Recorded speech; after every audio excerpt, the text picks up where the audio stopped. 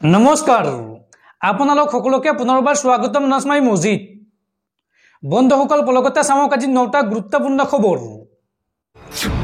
প্ৰথমটো খবৰ ৰাজ্যত বন্ধ কৰা হ'ব লটাৰী খেল আৰু তীৰ খেল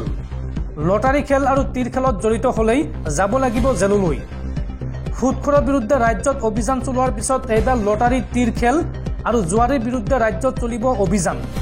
এই সন্দৰ্ভত কঠোৰ নিৰ্দেশ মুখ্যমন্ত্ৰী হিমন্ত বিশ্ব শৰ্মাৰ সুদখোৰৰ পিছত এইবাৰ জুৱাৰী আৰু তীৰ খেলৰ বিৰুদ্ধে চলিব অভিযান শীঘ্ৰে ৰাজ্যত বন্ধ হ'ব লটাৰী খেল আৰু তীৰ খেল বিহুৰ পিছতে লটাৰী আৰু তীৰ খেলৰ বিৰুদ্ধে চলিব অভিযান লটাৰী আৰু তীৰ খেলৰ লগত জড়িত হ'লে যাব লাগিব জেললৈ লগতে নকল সোণৰ বিৰুদ্ধেও ৰাজ্যত চলিব অভিযান লটাৰী আৰু তীৰ খেলৰ কথাই মোক আমনি কৰিছে এই মন্তব্য মুখ্যমন্ত্ৰীয়ে লগতে কয় এইসমূহৰ বিৰুদ্ধে ৰাজ্যত শীঘ্ৰে চলিব অভিযান আৰু লটাৰী খেল আৰু তীৰ খেলৰ লগত জড়িত কোনো লোক হাৰি যাব নোৱাৰিব এই খেলসমূহৰ লগত জড়িত হ'লেই যাব লাগিব জেললৈ এই মন্তব্য মুখ্যমন্ত্ৰী ডক্টৰ হিমন্ত বিশ্ব শৰ্মাৰ পৰৱৰ্তী খবৰ এইবাৰ মহা বিপদত পৰিছে ৰাজ্যৰ প্ৰতাপী মন্ত্ৰী পীযুষ হাজৰিকা গ্ৰেপ্তাৰ হ'ব নেকি মন্ত্ৰী পীযুষ হাজৰিকা মন্ত্ৰী পীযুষ হাজৰিকাৰ তীব্ৰবেগী কনভয়ৰ খুন্দাত ৰূপম বৰা নামৰ এজন যুৱকৰ মৃত্যুৰ গুৰুতৰ অভিযোগ উত্থাপন হৈছে সাউথৰ চিনেমাত দেখুৱাৰ দৰে সংঘটিত হৈছিল এই ভয়ংকৰ পথ দুৰ্ঘটনা প্ৰত্যক্ষদৰ্শীৰ বিস্ফোৰক ভাষ্য এতিয়া জোকাৰিছে সমগ্ৰ ৰাজ্য এইবাৰ মহা বিপদত পৰিছে ৰাজ্যৰ প্ৰতাপী মন্ত্ৰী পীযুষ হাজৰিকা মন্ত্ৰী পীযুষ হাজৰিকাৰ বিৰুদ্ধে গুৰুতৰ অভিযোগ উত্থাপন হৈছে ৰাজ্যৰ প্ৰভাৱশালী মন্ত্ৰী পীযুষ হাজৰিকাৰ কণ্ঠৰ খুন্দাত এজন যুৱকৰ মৃত্যু হোৱাৰ গুৰুতৰ অভিযোগ উত্থাপন হৈছে মন্ত্ৰী পীযুষ হাজৰিকাৰ কণ্ঠৰ খুন্দাত নিহত হৈছে 30 বছৰীয়া ৰূপম বৰা নামৰ এজন যুৱকৰ গুৱাহাটীৰ খানাপাৰাত সংঘটিত হয় এই চাঞ্চল্যকৰ পথ দুৰ্ঘটনা দেওবাৰে নিশা সংঘটিত হৈছিল এই ঘটনা প্ৰত্যক্ষদৰ্শীৰ অভিযোগ কিয়া কাৰ্নিভেলৰ কনভয় আছিল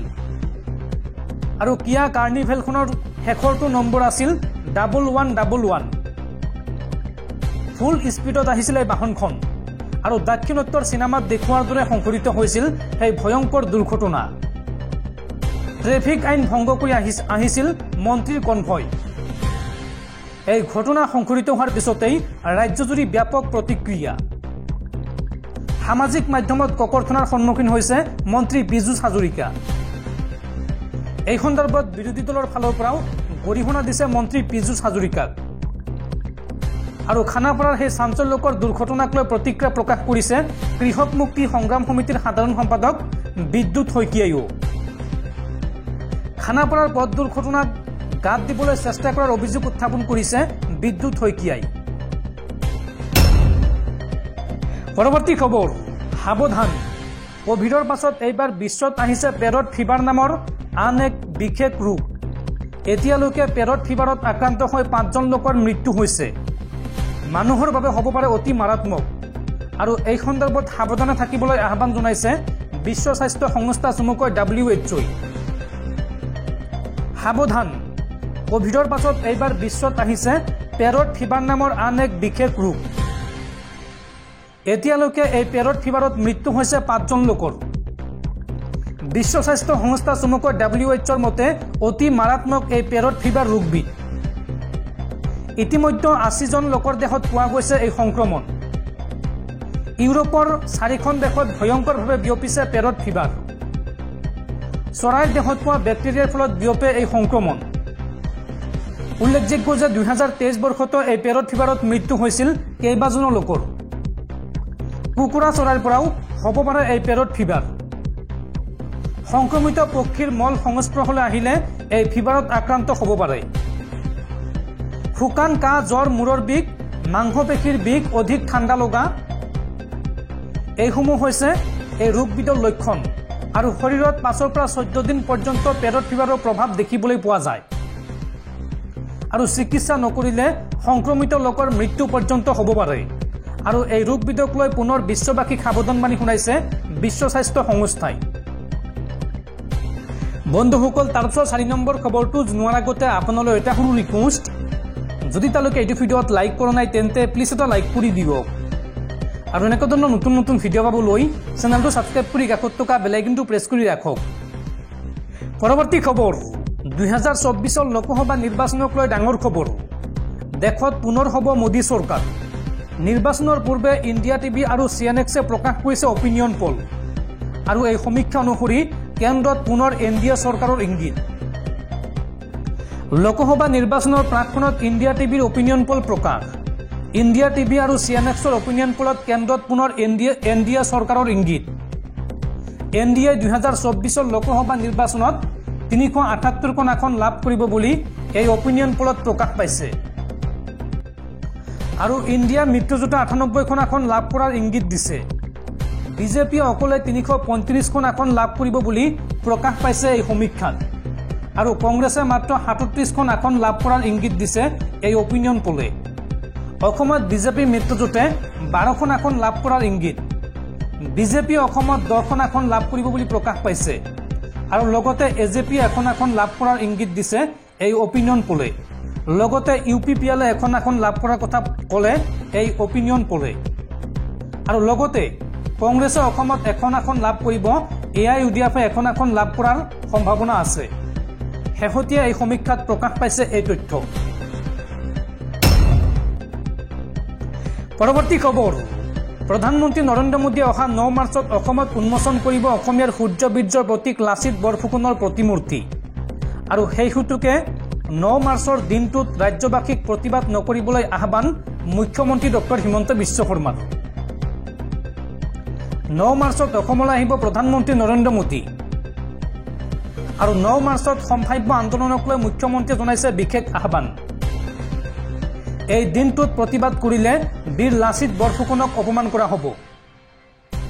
এই দিনটোত কোনো অসমীয়াই প্ৰতিবাদ কৰিব নালাগে এই মন্তব্য মুখ্যমন্ত্ৰীয়ে লগতে মন্তব্য কৰি কয় যে লাচিত বৰফুকন অসমৰ বীৰ ভাৰতৰ বীৰ সকলোৰে শ্ৰদ্ধাৰ বীৰ প্ৰধানমন্ত্ৰী মোদীৰ এই ভ্ৰমণ লাচিত বৰফুকনৰ প্ৰতিমূৰ্তি উন্মোচনৰ বাবেহে এই ভ্ৰমণ কাৰ্যসূচী এই দিনটোত যদি কোনো অসমীয়া হয় তেন্তে তেওঁ নিশ্চয় প্ৰতিবাদ নকৰে লাচিত বৰফুকনৰ শৌৰ্য বীৰ্যক লৈ আমি গৌৰৱ কৰোঁ মই ভাবোঁ 9 তাৰিখে কোনো অসমীয়াই লাচিত বৰফুকনৰ প্ৰতিমূৰ্তি উন্মোচন চাবলৈ এৰি প্ৰতিবাদ নকৰিব অৰ্থাৎ ৰাজ্যবাসীক 9 তাৰিখে প্ৰতিবাদ নকৰিবলৈ আহ্বান জনাইছে মুখ্যমন্ত্ৰী ডক্টৰ হিমন্ত বিশ্ব শৰ্মাই পৰৱৰ্তী খবৰ কোভিড ভেকচিন লোৱাসকলৰ বাবে জৰুৰী খবৰ আপুনিও লৈছিল নেকি কোভিড ভেকচিন লোৱাৰ বাবে দেশত বৃদ্ধি হৈছে নেকি হাৰ্ট এটেক আৰু ব্ৰেইন ষ্ট্ৰোকৰ ঘটনা এই সন্দৰ্ভত স্পষ্টীকৰণ দিছে কেন্দ্ৰীয় চৰকাৰে কোভিড ভেকচিন লোৱাসকলৰ বাবে জৰুৰী খবৰ আপুনিও লৈছিল নেকি কোভিড ভেকচিন লোৱাৰ পিছত বৃদ্ধি হৈছে নেকি হাৰ্ট এটেকৰ সংখ্যা ভেকচিন লোৱাৰ বাবে আকস্মিক মৃত্যু বৃদ্ধি হৈছে বুলি একাংশই দাবী কৰিছে আৰু যুৱকসকলৰ মাজত বৃদ্ধি হৈছে আকস্মিক মৃত্যুৰ ঘটনা আৰু এই অভিযোগক লৈ এবাৰ কেন্দ্ৰীয় স্বাস্থ্য মন্ত্ৰীয়ে দিছে স্পষ্টীকৰণ কেন্দ্ৰীয় চৰকাৰৰ মতে হাৰ্ট এটেক আৰু আকস্মিক মৃত্যুৰ বাবে জগৰীয়া নহয় কোভিড ভেকচিন লোৱাৰ বাবে হাৰ্ট এটেক বৃদ্ধি হোৱাৰ খবৰটো সম্পূৰ্ণ মিছা হাৰ্ট এটেক আৰু ব্ৰেইন ষ্ট্ৰোকৰ বাবে দায়ী নহয় কোভিড ভেকচিন অত্যাধুনিক জীৱনশৈলীৰ বাবে বৃদ্ধি হৈছে হৃদৰোগীৰ সংখ্যা এই স্পষ্টীকৰণ দিছে কেন্দ্ৰীয় চৰকাৰে পৰৱৰ্তী খবৰ ৰাজ্যত সম্পূৰ্ণৰূপে বন্ধ হ'ব লাগিব জৰা ফুকা অসম বিধানসভাই যি কৈছে সেয়া সকলোৱে মানিব লাগিব জৰা ফুকাক লৈ পুনৰ কঠোৰ সকিয়নি মুখ্যমন্ত্ৰী ডক্টৰ হিমন্ত বিশ্ব শৰ্মাৰ ৰাজ্যত বন্ধ হ'ব লাগিব জৰা ফুকা কোনো কাৰণতে জৰা ফুকা চলিব নোৱাৰিব ৰাজ্যত বিধানসভাই যি কৈছে সেয়া মানিব লাগিব বিধানসভাৰ কথা সকলোৱে শুনিব লাগিব বিধানসভাই যেতিয়া বন্ধ কৰিছে তাত কাৰো দিমত থাকিব নোৱাৰিব জৰা ফুকাক লৈ পুনৰ এই ডাঙৰ মন্তব্য মুখ্যমন্ত্ৰী ডক্টৰ হিমন্ত বিশ্ব শৰ্মাৰ পৰৱৰ্তী খবৰ নিৰ্বাচনৰ পূৰ্বে অসমত বিৰোধী মিত্ৰতাৰ জবনিকা পৰিল তৃণমূল কংগ্ৰেছে এইবাৰ পৃথককৈ প্ৰাৰ্থী দিব অসমৰ 4টা সমষ্টিত আৰু এই সন্দৰ্ভত পশ্চিমবংগৰ মুখ্যমন্ত্ৰী তথা তৃণমূল কংগ্ৰেছৰ মুৰব্বী মমতা বেনাৰ্জীলৈ প্ৰেৰণ কৰিছে প্ৰাৰ্থীৰ তালিকা। অসমত ভূপেন বৰাৰ মিত্ৰতা ভংগ কৰাৰ অভিযোগ তৃণমূল কংগ্ৰেছৰ নেত্ৰী সুস্মিতা দেৱ। পৰৱৰ্তী খবৰ, গুৱাহাটীত যধে মধে চিকিৎসা কৰোঁতে সাৱধান। গুৱাহাটীত এইবাৰ গ্ৰেপ্তাৰ হৈছে ভুৱা চিকিৎসক। বিগত 40 বছৰ ধৰি চলাই আছিল চিকিৎসা। গুৱাহাটী মহানগৰীত এইবাৰ ফাদিল হৈছে ভুৱা চিকিৎসকৰ কীৰ্তি। যোগ্যতা নথকাকৈয়ে 40 বছৰতকৈ অধিক সময় ধৰি চিকিৎসকৰ বেশ লৈ অৱশেষত আৰক্ষীৰ জালত পৰিছে এজন লোক। 4 দশকৰ অধিক সময় চিকিৎসা চৰ্চা কৰি কথিত ভুৱা চিকিৎসকজনৰ নাম প্ৰেমানন্দ ৰায় আৰু মঙলবাৰে নিশা ৰায়ক গ্ৰেপ্তাৰ কৰে গুৱাহাটী মহানগৰ আৰক্ষীয়ে।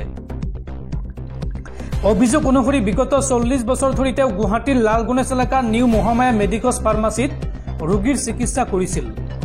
জানিব পৰা মতে ৰায়ে পশ্চিমবংগৰ সুৰেন্দ্ৰ নাৰায়ণ নামৰ এজন বৈধ চিকিৎসকৰ পঞ্জীয়ন নম্বৰ ব্যৱহাৰ কৰি নিজকে এজন যোগ্য চিকিৎসক হিচাপে পৰিচয় দি আহিছিল। প্ৰকাশিত খবৰ অনুসৰি তেওঁ 1983 চনত চিকিৎসা সেৱা আৰম্ভ কৰিছিল আৰু তাৰ পিছৰ পৰাই দশক ধৰি চলাই আহিছে এই কাৰ্য। আৰু প্ৰেমানন্দ ৰায়ৰ বিৰুদ্ধে ভুৱা মৃত্যুৰ প্ৰমাণপত্ৰ প্ৰদান কৰাৰ অভিযোগো উত্থাপন হৈছে। ডাক্তৰ অভিজিত নেওগ নামৰ এজন ব্যক্তিয়ে দাখিল কৰা এজাহাৰৰ ভিত্তিত মঙলবাৰে নিশা ৰায়ক গ্ৰেপ্তাৰ কৰে আৰক্ষীয়ে আৰু গ্ৰেপ্তাৰৰ পিছতে আৰক্ষীয়ে ৰায়ৰ দ্বাৰা পৰিচালিত ফাৰ্মাচীখন চিল কৰি দিয়ে। ৰায়ৰ দ্বাৰা চিকিৎসা লাভ কৰা ব্যক্তিসকলৰ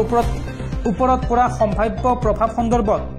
তদন্ত চলাই থকা হৈছে বুলি জানিব পৰা গৈছে।